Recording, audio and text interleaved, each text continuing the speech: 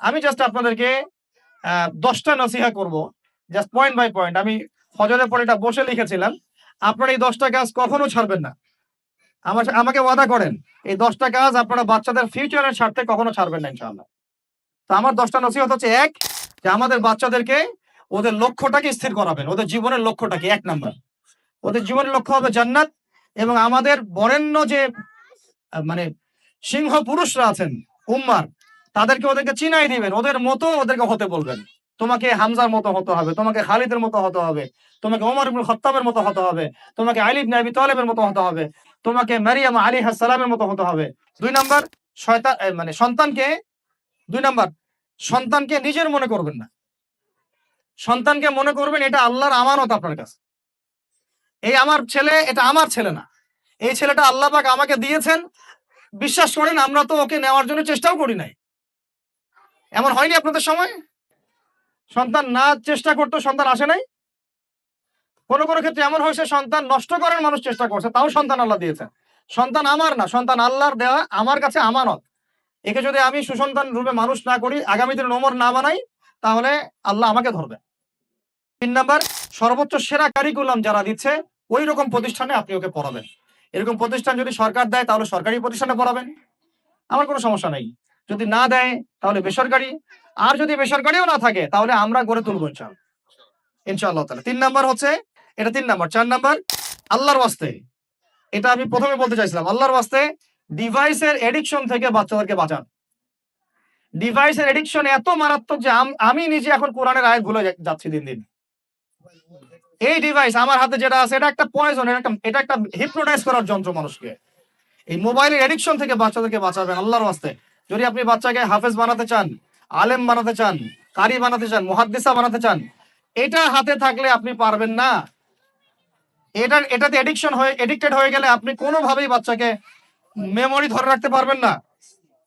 বহু হাফেজে কোরআন ভুলে গেছে দিন দিন এটার কারণে। এটার মধ্যে অ্যাডাল্ট্রি অনেক কিছু আছে, ওরা এগুলো বোঝে, ওরা এগুলো এখন বোঝে, কিন্তু ওরা ছোট নাই এখন।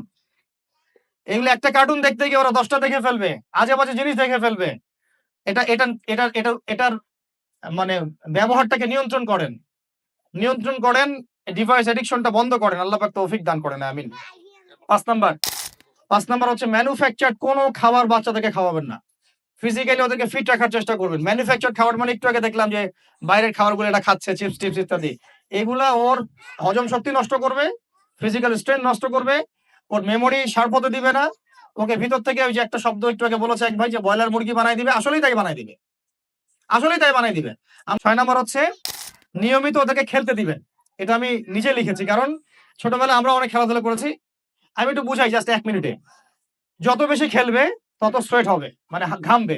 যত ঘামবে তত ক্লান্ত হবে, যত ক্লান্ত হবে ঘামবে তত কোলেস্টেরল কমে যাবে, ব্লাড সার্কুলেশনটা খুব ভালো হবে।